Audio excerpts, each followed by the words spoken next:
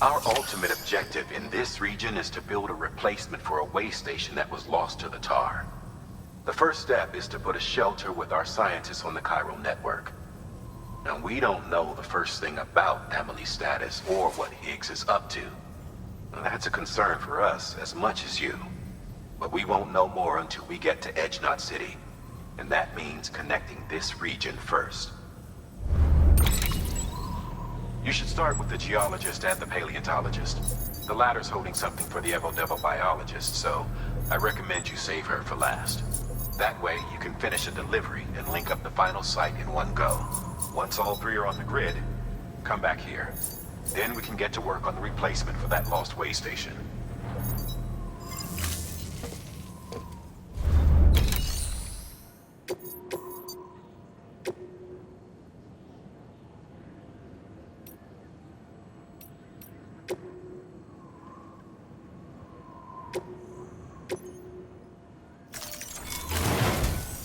A geologist of ours has been studying fossils as part of his research into prehistoric extinction events. He's been out there conducting excavations for a while now and has begun to suffer the effects of chiral contamination. No doubt the result of excessive exposure to chiralium during the dig. Until the site is properly decontaminated, his work can't proceed. Nor will his health improve. So we need you to bring him some chiralium scrubbing agents. Administering shock. Stand clear.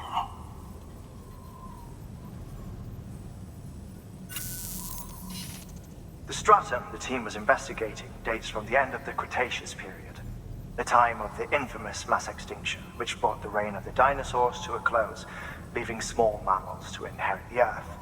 It's the most recent of the Big Five, and one of the largest mass extinctions the world has ever seen. In any event, our team found something truly remarkable. Can you guess what it was? A fossil beach. If that is indeed what it is, then he has made a tremendous discovery.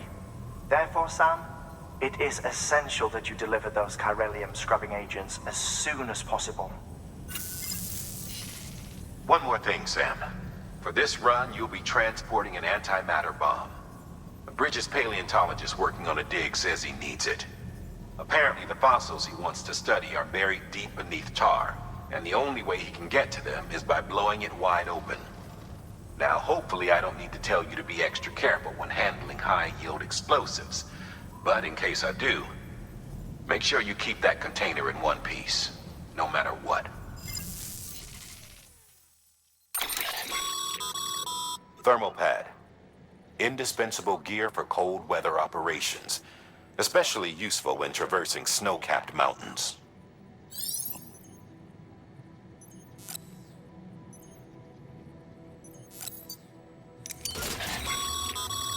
Sam, I'm sure you haven't forgotten, but you need to be extremely careful with that antimatter bomb, especially when transporting it by a carrier or vehicle.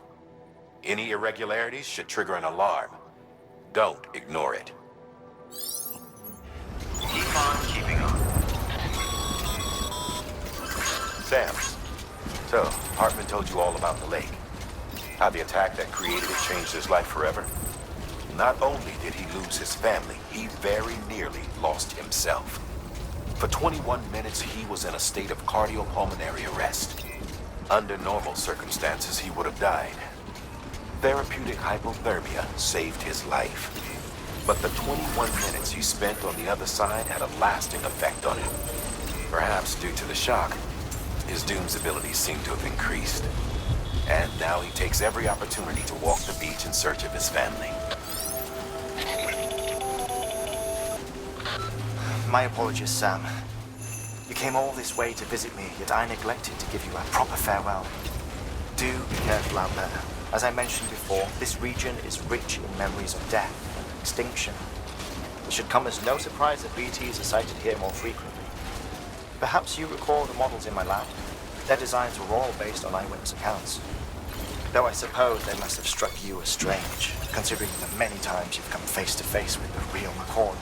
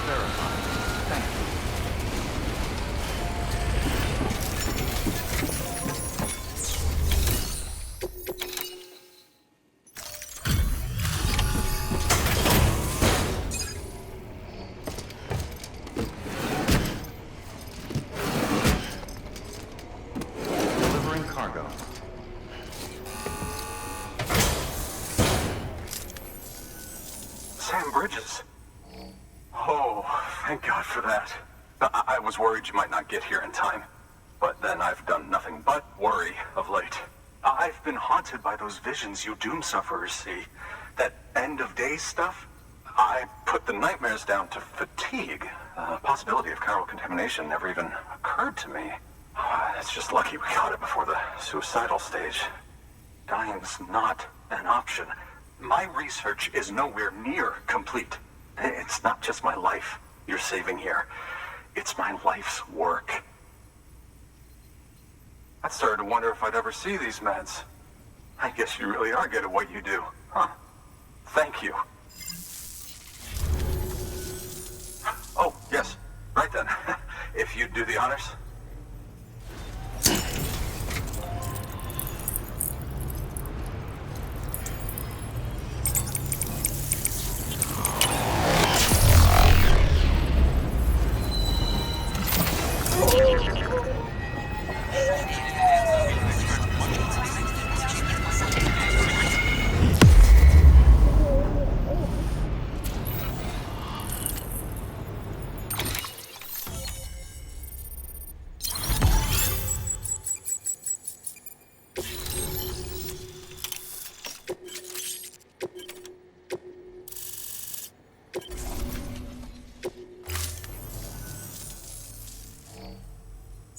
And just like that, I'm part of the UCA, with access to a treasure trove of historical research materials. Studying this fossil beach should be a good deal easier now, assuming I can prove once and for all that that's what it is. Honestly, though, I'm just excited I can finally share these findings with everyone. Can you believe I found chiral deposits in strata dating back 65.5 million years? Evidence of an ancient death stranding. Chiral matter has existed on Earth since long before the dawn of man. This stratum is proof of that. Look at this, Sam. Do you see that black fissure there? We believe this is the source of the Chiralian readings. In the distant past, earthquakes caused frictional melting along fault lines, producing layers of what is known as pseudotachylite. We call these layers fossil earthquakes. Extending the principle, our fissure here is what one might term a fossil beach. The presence of chiralium in this, of all strata, cannot be a mere coincidence. It strongly suggests that beaches must have appeared during the Cretaceous-Paleogene extinction event. And not just then. The chiral network has recovered data suggesting that similar fossil beaches were discovered in strata corresponding to other extinction events too. That would seem to indicate the Big Five and all other major extinctions were accompanied by the appearance of beaches. In expanding the chiral network, you've helped us glimpse a pattern in these scattered points of data. You've furthered our individual research projects and ensured that it is only a matter of time before we recover all we have lost and solve every mystery that remains. But this is only the beginning. See this through, Sam, and there's no telling what we might learn. Good work. New order available. Please act in keeping up.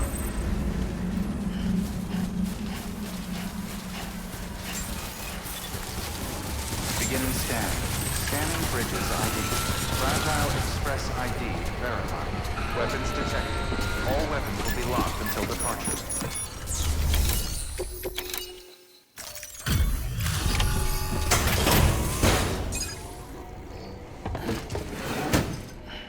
Delivering cargo. Much appreciated, friend. Thanks to you, we can finally move ahead with the dig. I swear, this place is bad enough without having to worry about getting asphyxiated. Not that I need to tell you. You did it after all, though I can't for the life of me imagine how. You can set up the chiral network while I work.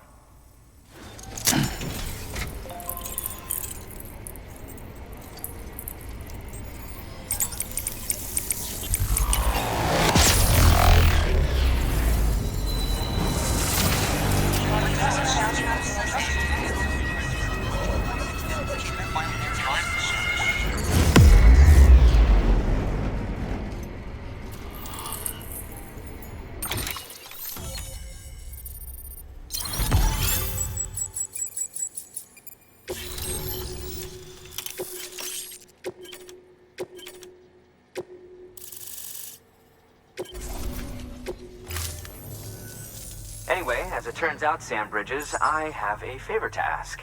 A local porter was on his way here with something very valuable, but dropped it en route. It's a 200-million-year-old ammonite, which looks, he says, almost as if it were still alive.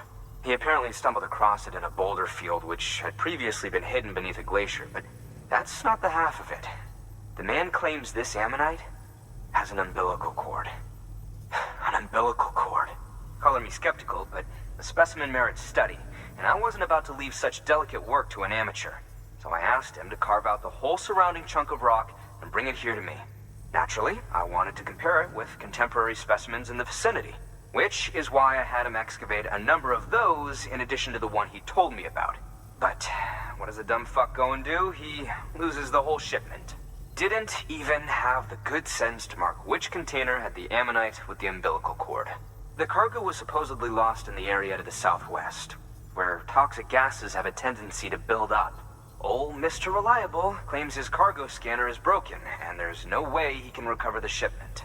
But you could track it down. To protect you against the fumes, I'll provide you with an oxygen mask. Just to be safe. You can pick it up when you accept the order. That fossil could represent an epochal discovery. While there are examples of viviparous fish, an ammonite with an umbilical cord is unheard of. And if it is indeed 200 million years old, it would also correspond with the end Triassic extinction, another one of the big five. Could the umbilical cord be connected to the beach? We must recover that cargo at all costs. It could provide a vital clue to the mechanisms underpinning the Death Stranding. We're so close. So very, very close to grasping the true nature of the phenomenon. Hurry, Sam. We cannot risk that ammonite being lost. Good work. New order available. Please access the...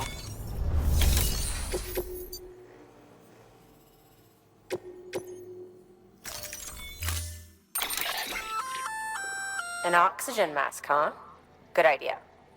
It'll filtrate the air and keep you breathing normally. In addition to protecting you from toxic gases, it'll also help to reduce fatigue from strenuous activity, making it easier to keep your balance. If it didn't have a limited battery life, I'd tell you to keep it on the whole time. But it does, so don't.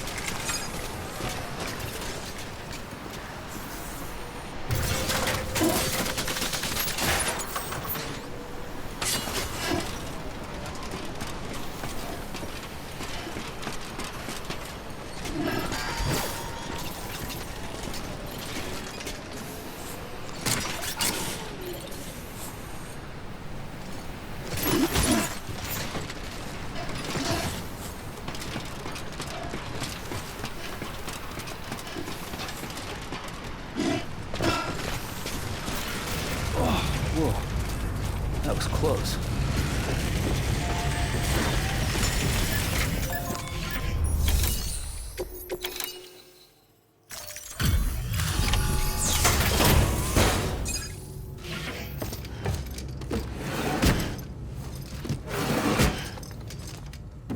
Delivering cargo.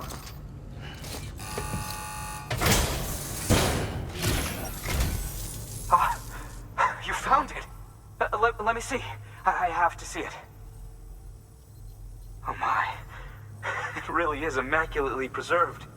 Uncannily, even. Thanks for bringing in that lost shipment, Sam. And yes, it did indeed include an ammonite with a bona fide umbilical cord attached. I've already sent some images and a preliminary analysis to Heartman via the network. Interestingly, it seems the surrounding strata contain traces of tar, which lines up with one of his theories. Anyway, I know you only just brought this ammonite here, but I'd like you to deliver it to a colleague of mine, an Evo-Devo biologist. Lately, she's taken an interest in the tar, and I think she'd be eager to examine this particular specimen. It's quite remarkable, and that's to your credit. To clarify, she has been studying how the tar may have influenced the development of various organisms. Accordingly, I would ask that you also recover the tar collectors deployed near her shelter and deliver them along with the ammonite. It would be too dangerous for her to attempt to retrieve them herself, which is why we must impose upon you. By aiding her research, we may yet inch closer to unraveling the secrets of the Death Stranding. We've already made so much progress with the data recovered by the network. With your continued help, I know we can accomplish even more.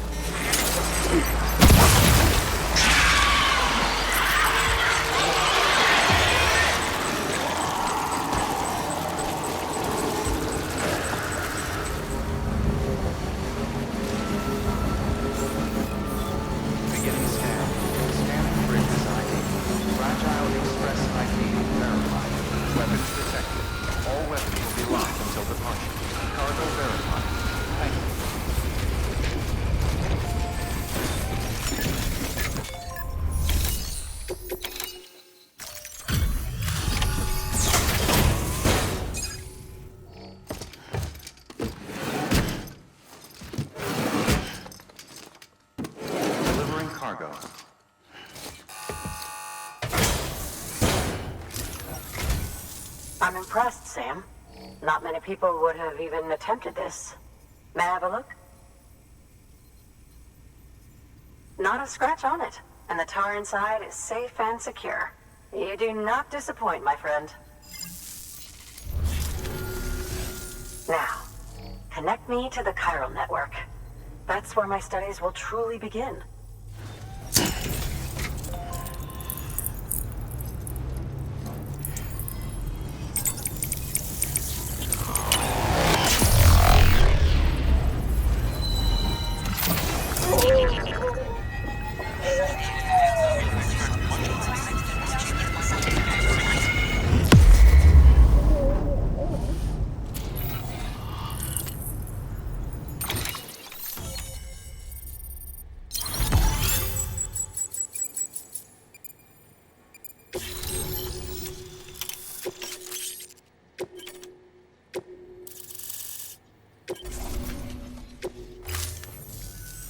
Thank you. It goes without saying, but I am convinced that the tar is related to the BTs and the Death Stranding. After all, both it and Timefall are the defining features of the post-Stranding ecosystem. Sudden environmental changes such as these invariably lead to the extinction of organisms that fail to adapt. Those that do adapt do so by virtue of enhancers, the regions of DNA that grant successful organisms their advantages. These genetic factors are the key to evolution, but there are genes which have the opposite effect, those which disadvantage organisms. Extinction factors, as they have been called. These are the seeds of advancement and obsolescence. Such factors may lie dormant within us all, a choice waiting to be made. For every being since the advent of life itself. If so, then ancient proof may hide deep within the tar.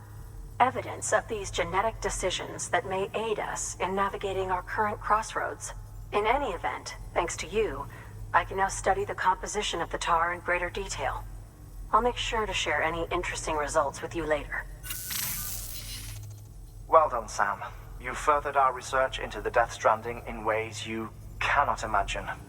Thank you again for bringing me Mama's body, as well as that ammonite. Speaking of which, my analysis of its umbilical cord is proceeding apace. I've been comparing the data against some of our restored archives. Anyway, would you mind returning to my lab? Preparations are finally complete for the chiral relay integration. If you could collect the necessary materials for the restoration work and bring them here, I would be most grateful.